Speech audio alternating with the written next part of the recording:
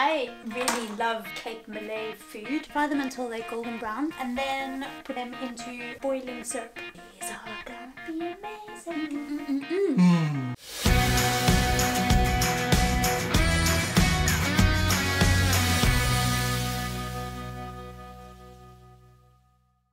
Hi and welcome to Fran and Jay's International Kitchen. Today we're making Cape Malay Koeksisters from South Africa, which are slightly different to the Dutch/Afrikaans Koeksisters, which you can find the recipe here, as we did that before. So they have more fragrant spices, which is amazing. Makes our kitchen smell epic. And the cooking process is slightly different. So this recipe can take anywhere between 4 and 6 hours to make. It's not all actual work, there's a lot of like proving time, but make sure you've just got enough time available. There are two elements to any koeksister, a dough and a syrup. We'll start with the dough because that takes a lot more time. Regular flour, self-raising flour, yeast, ground ginger, ground cinnamon, cardamom, which smells freaking awesome. Really, oh my god. Anyway, cardamom, some oil, some butter, an egg, and then some milk and water to bring it all together. The recipe calls for a total of 6 cups of flour, which is a lot of flour. So we're just gonna halve that because it's just me and Jay and we can't eat that much. 4 cups, well, 2 cups of flour. That's 272 grams of regular flour. That's a little gram extra.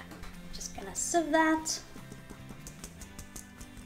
2 cups, well, 1 cup of self-raising flour. That's 136 grams. We'll just sieve that. That was a big cloud of dust. That's very... We're gonna add the spices. So a teaspoon of ginger, a teaspoon of ground cinnamon, and a teaspoon of ground cardamom, which we can't find anywhere, so we'll just make our own little pods. We're just gonna sieve out the husks, because you obviously don't want those. So we just need a teaspoon of this. Need a pinch of salt and a teaspoon of yeast. One essential ingredient I forgot to mention, whoops, is the sugar. You need sugar. 1/3 of a cup. So we're just halving 1/3 of a cup. So 1/6 of a cup. Yes. It's supposed to be 23.7 grams, if you want to be precise. But we're just putting some in. That's my measurement. Some. That's all the dry ingredients. Now for the wet. We need 15 mils of butter, which is an odd measurement, but there you go. I'm just going to make 15 grams and then turn it into 15 mils. That's about the same, right? Yeah, maybe. Makes sense. That'll be fine. Now they say you need to melt the butter in the hot water, which is a bit odd, but we'll go with it. And it's 187 mils of water. Bearing in mind this is half of what it should be, so... It's melting! Surprising that, you put butter in hot water, it melts. I wasn't expecting it to melt so quickly. Have you never melted butter before? Yes, but in the microwave. Or on a pan, or whatever. Or on a potato. Okay, yeah. That went really quickly. I am most impressed with that. You get impressed at the smallest things. Do you know, babe, it's the little things that make life interesting and fun. And now for the milk, which is the same amount as the water, which is 187.5 mils. So many numbers, baby! Well, about 1/2 mil is very important. Now we need half an egg. Half an egg? Well, the recipe calls for a full egg. But I know when we made this before, there was just too much liquid. So, because I put a whole egg in, because halving an egg is a bit ridiculous, right? Right? This time, half an egg. Okay, I think that's half an egg. I'll scramble the rest of that later. Yum. Have that on a leftover hot cross bun. We need some oil in here. It's a final ingredient of the wet stuff. We need 7.5 mils, which is 1.5 teaspoons. And a little bit. We're just going to combine the wet and the dry together. First we're going to make sure that the dry ingredients are all nicely mixed in. It smells amazing! The cardamom is like next level awesome. So fragrant. Add the wet ingredients gradually, not all at once. I did that last time when we were doing a practice run. It did not turn out well.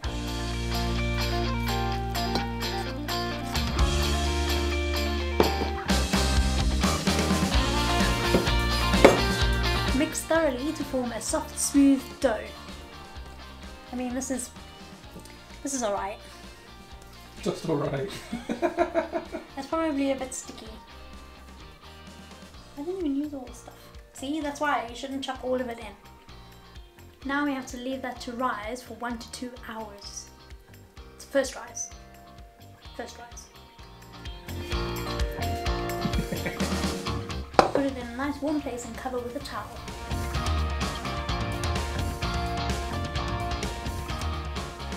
That's so big! So they have a interesting tip. Is put some oil on your hands before you bring it out, then it doesn't stick to you when you roll it out. So now we're going to roll this out into a long sausage, and then we're going to cut it into 2 centimeter size things. Balls. I'm going to actually make them a little smaller than that because they do tend to puff up once you cook them. So we'll make them just a little bit smaller. So these are Cape Malay Koeksisters, which is different to the Dutch Koeksister. Although it's very similar in that it's like a fried dough that's then dipped in syrup, but that's basically where the similarities end. South Africa is a very multicultural country. We have 11 official languages, a few of which are not native, English and Afrikaans. And the Cape Malay people were actually originally Muslim slaves that came from the Malaysian area, such as Indonesia, Singapore. So a lot of different cultures all mingling into one little part of the world. And that has made for a very interesting mix of cuisines and tasty spices and things that would probably not have been the norm at the time. I really love Cape Malay food.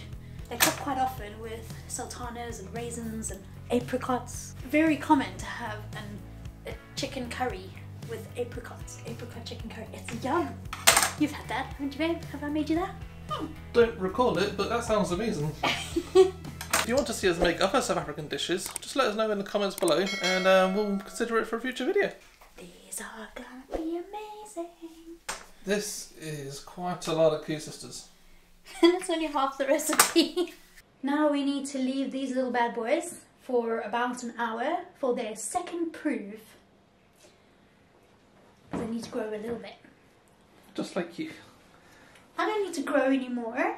I'm perfect. Because my mummy told me so. I thought you stopped growing at age 12 because you were scared of heights. Yes, that's a fact. That is a fact. So now we get to do the fun stuff, which is frying it. So a large saucepan full of oil, which is hopefully at the right temperature. Pop them in, flip them over, and then pop them onto some paper towel. Put them aside. Wait for the next step. I'm talking too much. Here we go.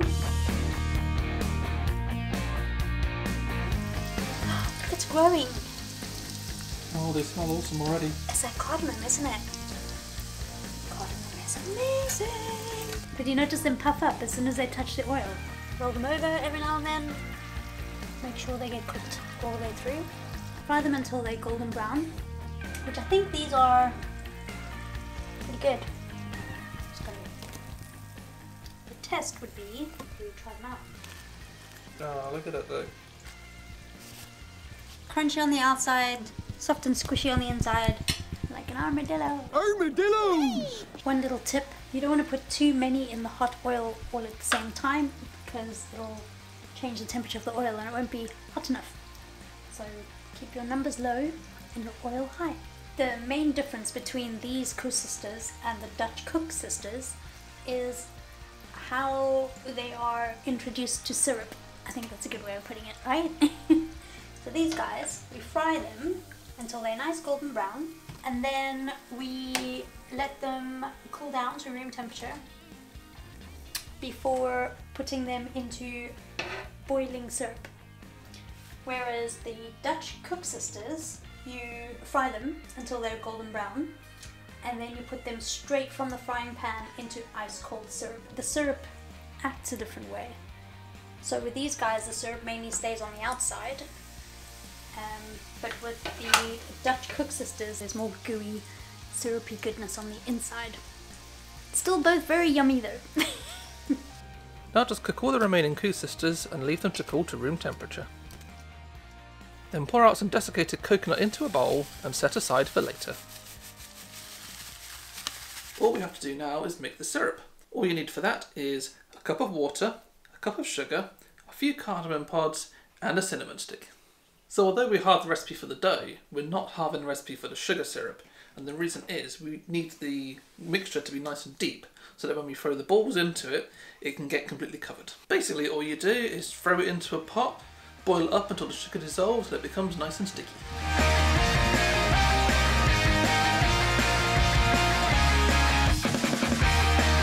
Okay, so the syrup's now ready. It's all sticky but still kind of liquidy.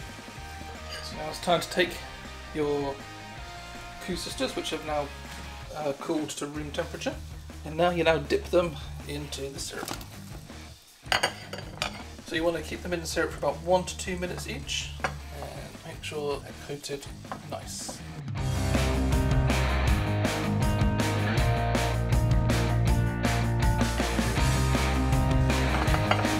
Alright, now it's time to take them out. And then put them straight onto the draining rack like that. Obviously make sure your draining rack has a tray underneath it, because otherwise your worktop's going to get very sticky. So now they've been out of the syrup for like about a minute or so, you want to dunk them in the coconut.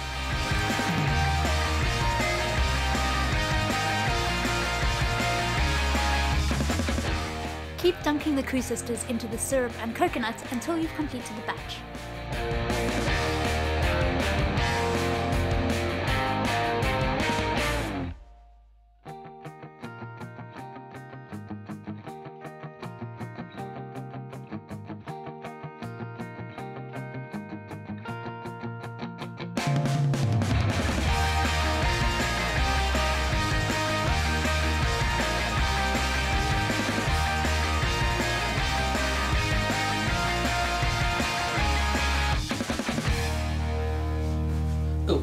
Hi!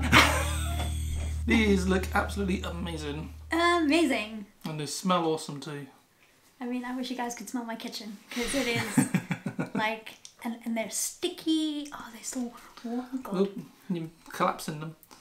These are best eaten when they're fresh, so let's not hang around. I mean, look at that. I mean, they're sweet, but not overly sweet. I find that sometimes with the Dutch Koeksisters that they're a little bit too much. Like you can have one with a cup of tea and no sugar in your tea, right? So it's like, because else it's just too much sugar. These are yummy, and I think the ginger and cardamom kind of cuts through the sweetness, so that's just right. Yeah. Just right. I think we're going to be eating these for hours. That's the thing, these don't last as long as Dutch Koeksisters. And like I said, they are best when they're fresh. So let's get ducking. We just have to eat them. Last time we made these, we made them much bigger, and I think that the little ones are better. And I think sometimes bite size is better with this kind of thing. This is more like a canapé for size. I think on that note, we're going to leave you while we inhale this pile. I mean, we've already made quite a big dent in it. Yeah. Oops. In the description, I'm going to put a link to the full recipe for these, so go and check that out. Also down there is links to our social media accounts, Facebook, Instagram, TikTok and coffee. And which goes well with these. Coffee. Well, we don't drink coffee, but you know, tea. Don't forget to like and subscribe. We have planned to do several other sort of recipe videos, so if that's something you're interested in, click that subscribe button and you'll get notified as soon as we post something else. And if there's anything that you want us to try and make, or which has failed to make, whichever floats your boat, just let us know in the comments below. Cool, and we'll see you next time.